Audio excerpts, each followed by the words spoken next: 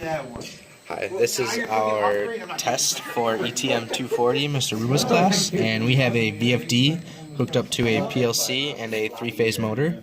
And right here we have our wiring diagram. You can see our PLC inputs on this side, outputs on this side. Then our VFD, we have our inputs right here, our outputs right here. This is the wiring diagram. Then over here we have our motor starter diagram, which shows that the motor, which is right here, T1, 2, and 3 are hooked up to the VFD. Then you have your digital in and out on your PLC to your VFD, and your analog, which is down here. And here's our push button diagram. Here's a push, here's a stop, here's a start, and a proximity sensor. And here's the fluid part. In the fluid power, we're using the VFD to vary the speed of the motor, which will allow us to vary the speed of our pump. As it goes through the circuit, we have a spring return solenoid directional control valve for a bypass that when the solenoid is activated will stop and then power up the motor. Normally a motor like this only has two settings that you can have, on or off. Starting up a motor constantly is a waste of energy, as the inrush current from the motor startup is 6 times the normal current flow. With the VFD,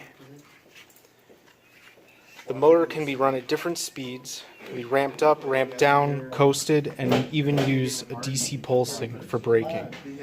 The energy savings with a VFD are exponential, with no need for any more harsh startups. On our PLC program, we have a basic start and stop button with a latch-in start button over here. The output to the motor, that's start up OK. And then on this rung, we have AND logic, which is our startup button, and the part present sensor. So that way we have to have the startup OK button and a part present for the motor output over here to run, which we can see right here. If you hit It's the stop button. startup OK should come on, and then part present should come on down here, and then the output will turn on.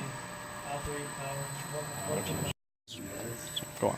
So right now we have a part present, which is right here, and you can see we're in the process of moving. We'll have a downtime of about 10 seconds, and I can show you our DC injection braking once we're up to 60 Hertz, which is the average frequency of a full load.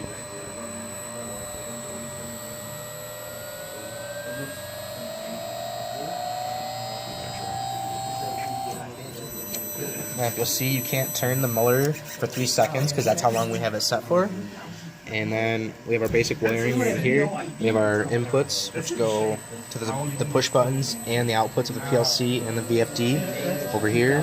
Then T1, T2, and T3 come to our motor, which is right here, and our ground. And I believe that's it.